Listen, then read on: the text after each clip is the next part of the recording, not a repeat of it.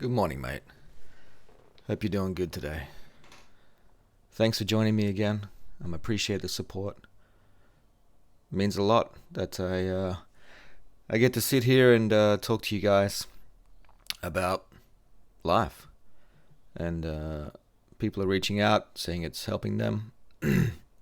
It's helping me also. And I'm very grateful for the support.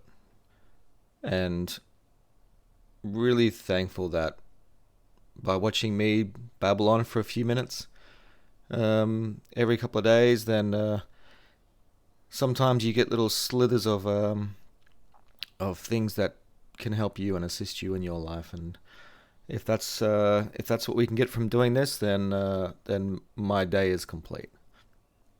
It's no better feeling than when someone says that something I've said or the way I've said it has helped them on their journey and help them with their life. So that means a lot, and I'm very grateful that that you guys listen and support. So I'm just a middle-aged dude in regional Australia.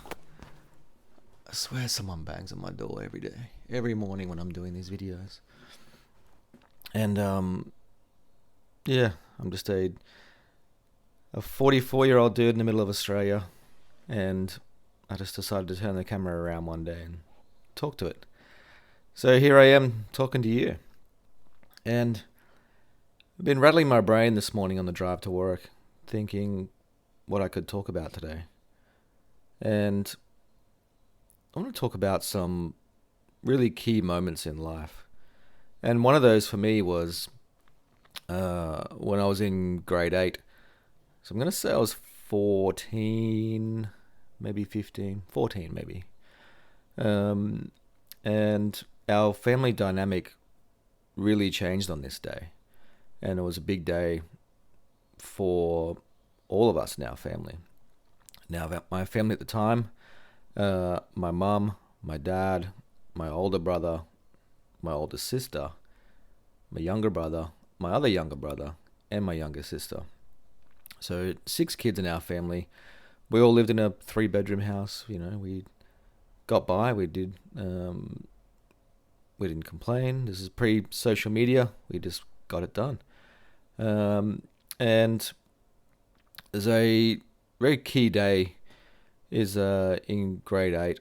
I don't know what had happened that made this happen, but I believe it was being forced from my grandparents at the time. And my parents called us in after school. So picked us up from school. Well, picked my sister up from school. The boys always had to ride their bikes to and from school. Well, my sisters got driven and picked up from school. Odd when you think about it. But times were different back then. And so when we got home from school, our parents brought us in the lounge room, and it was very official and a very official talk. We'd never really had an official talk, I don't think. But there's certainly something felt different about it, is what I remember. And they brought us in the lounge room and said, hey, we've got some really important things we need to talk about. And that to us was like, wow, this is going to be full on. And we just didn't know what to expect. Well, I certainly didn't either. But for me, 14, I don't really think I knew what was happening. But on reflection, it certainly changed the dynamic of the family. Now, the words that my parents said were, I think it was my mum. I think it was my mum who said it, actually. She said, just want to get you guys together. Actually, it was my 3 older kids. It was the 3 oldest, not the 3 youngest. So my older sister, my older brother, and myself. And they got the 3 of us in the lounge room and said, just want to let you know that the person you call dad is actually not your dad. That's a pretty big deal. Because that's all we knew, was that he was our dad. We didn't know anything else.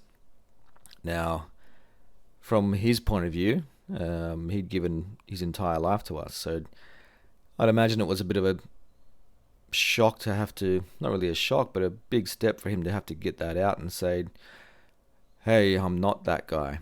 Because you couldn't imagine now as a parent having to say that, and how gut-wrenching that would feel, because you know instantly you're going to lose that connection with those kids. But looking back, it was the right thing to do. We had to be told, and there had to be a point when we were told. And I still remember sitting there just in silence in the lounge room, just thinking, wow, what is going on? And then from that,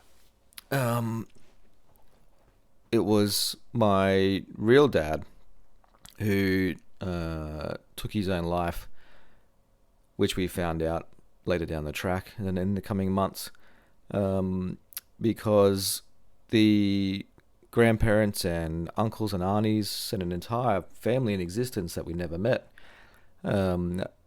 then put us on a plane a few weeks later and flew us around the country to go meet them all. And which was even weirder because I'd never been on a plane before. We didn't have any money. We were everyday battlers. But that side of my family were big time dairy farmers, and they all had money, so they're flying us around and meeting everybody, which was weird when I think about it. This is pre-mobile phones, pre-social media. We just jumped on a plane and went to an airport, and random people turned up and they introduced themselves, and we hopped in their car and off we went. Which I don't think you would do that these days, would you? I don't know, but we traveled around the country for about 3 months, just doing that. Just the three of us, just meeting random people and meeting an entire family we didn't know existed, which was weird, very weird. Especially when you see that we resembled, well, certainly what I am told is that I resembled my father, to the point, and everyone was always overwhelmed and bawling their eyes out whenever they saw me and heard me talk, because apparently I was a spitting image of what he looked like and sounded like. Maybe not now because the big white beard's growing out, but yeah, that was a pretty full-on experience. And then obviously after that, our own family dynamic changed. My parents ended up splitting up. All their kids moved out of home. Then everyone lost contact with my stepdad, and just got, the whole family dynamic changed of what we knew. We used to have, big family Christmases.